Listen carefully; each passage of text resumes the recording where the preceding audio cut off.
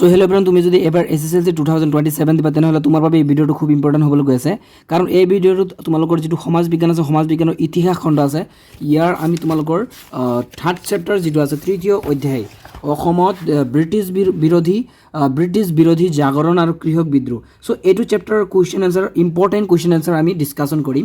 ইয়াৰ আগতে তোমালোকৰ ছেকেণ্ড চেপ্টাৰ্ছ আৰু ফাৰ্ষ্ট চেপ্টাৰ মই ডিছকাশ্যন কৰিছোঁ, তোমালোকে প্লে'লিষ্ট চাই ল'বা। চ' এইটো ভিডিঅ'ত আমি এইটো চেপ্টাৰহে ডিছকাশ্যন কৰিম, ঠিক আছে। যদি আগৰ ভিডিঅ'বিলাক চোৱা নাই তেনেহ'লে তোমালোকে প্লে'লিষ্ট চেক কৰি ভিডিঅ'বিলাক চাই ল'বা। চ' এইটো চেপ্টাৰৰ কোনবিলাক ইম্পৰ্টেণ্ট কুৱেশ্যন পঢ়িব লাগিব।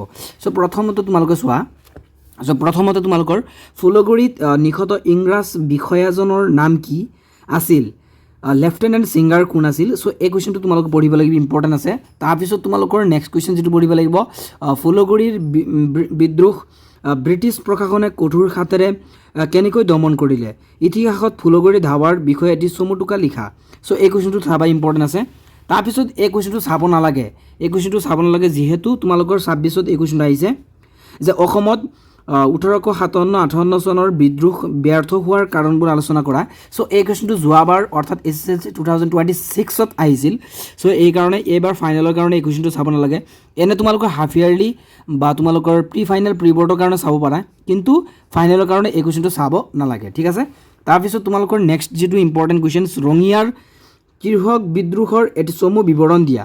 চ' তাৰপিছত এই কুৱেশ্যনটো চাবা, ইম্পৰ্টেণ্ট আছে। তাৰপিছত নেক্সট ক'বলৈ গ'লে এইটো যিটো আছে তোমালোক ইম্পৰ্টেণ্ট কুৱেশ্যনছ, যে ভাৰতৰ 1857-58 চনৰ বিদ্ৰোহৰ কাৰণসমূহ আৰু অসমত ইয়াৰ প্ৰভাৱ চমুকৈ আলোচনা কৰা। এইটো important questions, most repeated questions, তোমালোকে এই কুৱেশ্যনটো চাবা। তাৰপিছত নেক্সট এই কুৱেশ্যনটো চাবা যে পথৰুঘাটৰ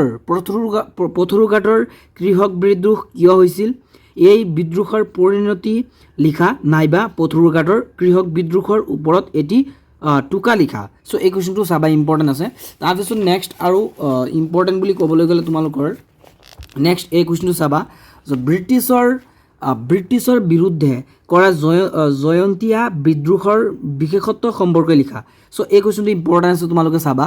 তাৰপিছত তোমালোকৰ এই প্ৰশ্নটো ইম্পৰ্টেণ্ট আছে, চাবা। অসমত ইষ্ট ইণ্ডিয়া কোম্পানীয়ে প্ৰৱৰ্তন কৰা ৰাজহ ব্যৱস্থা সম্পৰ্কে আলোকপাত কৰা। চ' এইটো ইম্পৰ্টেণ্ট আছে, তোমালোকে চাবা। তাৰপিছত অসমত 1857 চনৰ বিদ্ৰোহৰ গুৰুত্ব সম্পৰ্কে চমুকৈ আলোচনা কৰা। এইটো চাবা, ইম্পৰ্টেণ্ট আছে। তাৰপিছত ইংৰাজৰ সৈতে মণিৰাম দেৱানৰ সম্পৰ্কত কেনেধৰণৰ পৰিৱৰ্তন দেখা যায়, নাইবা অসমত 1857-58 চনৰ বিদ্ৰোহত মণিৰাম দেৱানৰ ভূমিকা সম্পৰ্কে আলোচনা কৰা। চ' এই কুৱেশ্যনটো তোমালোকে চাই থৈ দিবা। লগতে আৰু এটা কুৱেশ্যন চাব লাগিব, লাষ্ট আৰু এটা কুৱেশ্যনছ। চ' এইটো হ'ল